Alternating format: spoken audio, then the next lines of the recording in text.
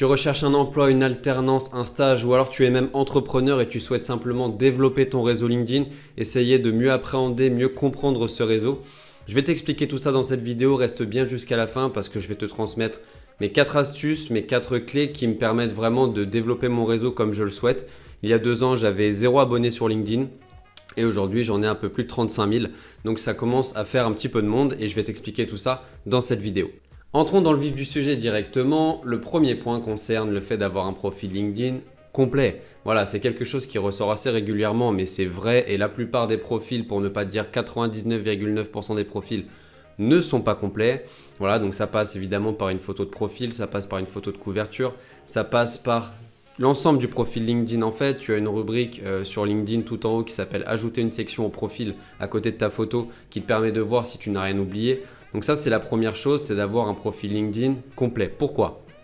Avoir un profil LinkedIn complet, ça permet déjà à LinkedIn de voir que tu es un candidat, un utilisateur sérieux de sa plateforme parce que LinkedIn adore les personnes qui ont des profils complets.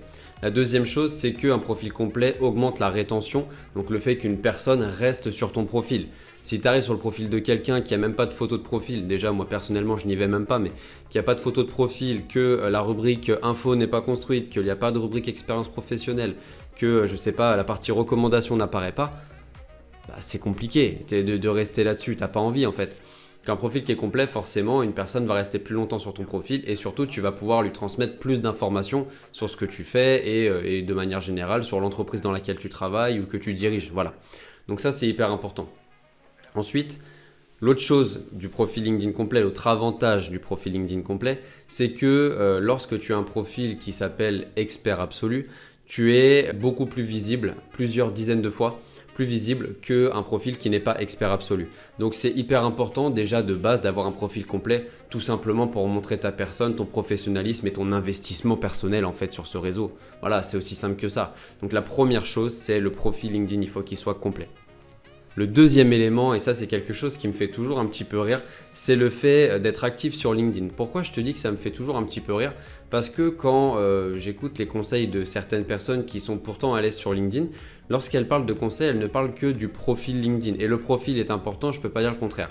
Mais à un moment donné, si on n'a pas de stratégie d'acquisition de contenu qui amène les personnes vers nous, bah, ça sert à quoi d'avoir un profil complet en fait? Voilà. Donc à un moment donné, oui.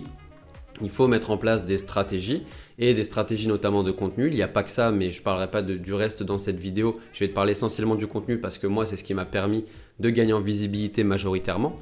Il faut que tu sois actif sur LinkedIn. Alors le but, c'est pas d'y être 8 heures par jour. Le but, c'est pas que LinkedIn soit ton métier, mais c'est d'être actif de temps en temps le soir, de liker, de commenter, d'intégrer des groupes pour avoir des discussions ciblées. Ça peut même te servir du coup de contenu pour ensuite partager toi sur ton réseau sans faire du plagiat, attention, mais de partager des articles et de donner ton point de vue dessus par exemple, de discuter avec des personnes en privé, de demander à rejoindre le réseau de certaines personnes avec des messages travaillés et s'intéresser sincèrement aux personnes. Voilà, tout simplement, c'est d'être actif et d'aller vers les gens et de publier du contenu sur ton métier, sur ton domaine d'activité, sur des faits de vie, sur plein de choses comme ça, en rapport avec le milieu professionnel quand même, s'il te plaît, sinon ça se passe sur Facebook ou autre. Mais voilà, il faut être actif. À un moment donné, tu peux être la personne la plus compétente du monde dans ton domaine. Si personne ne te connaît, à quoi ça sert? Donc à un moment, oui, il faut que tu ailles vers les gens. Donc la deuxième clé, c'est d'être actif évidemment sur ce réseau-là. Mais je pense que c'est un petit peu vrai pour tous les réseaux sociaux. La troisième clé, c'est le fait d'être dans des groupes privés. Intégrer des groupes, je t'en parlais dans le point d'avant, c'est quelque chose d'important parce que ça va te permettre de cibler des personnes, des professionnels, des entrepreneurs, des recruteurs qui sont dans ta thématique, dans ce que tu cherches, dans ton ciblage, dans ton persona, si je parle un petit peu terme marketing. Tu vas tout simplement aller beaucoup plus vite avec des personnes qui peuvent t'apporter quelque chose rapidement et à qui tu peux toi aussi apporter quelque chose parce que n'oublie pas que les gens peuvent t'apporter quelque chose, mais que toi aussi tu peux leur apporter quelque chose et c'est plutôt dans ce sens-là d'ailleurs que ça fonctionne au départ. Voilà. Donc intégrer des groupes privés, tu vas sur LinkedIn, tu tapes groupe. Si tu es dans le domaine du marketing, tu as plein de groupes sur le marketing, l'acquisition, la communication, pourquoi pas même avec l'événementiel si tu t'intéresses à ça aussi. Et là, tu as plein de personnes dedans à qui tu peux discuter et c'est juste génial quoi. N'hésite pas aussi à partager ton contenu directement dans les groupes sur LinkedIn, ça peut être super intéressant et pourquoi pas t'apporter des opportunités rapidement.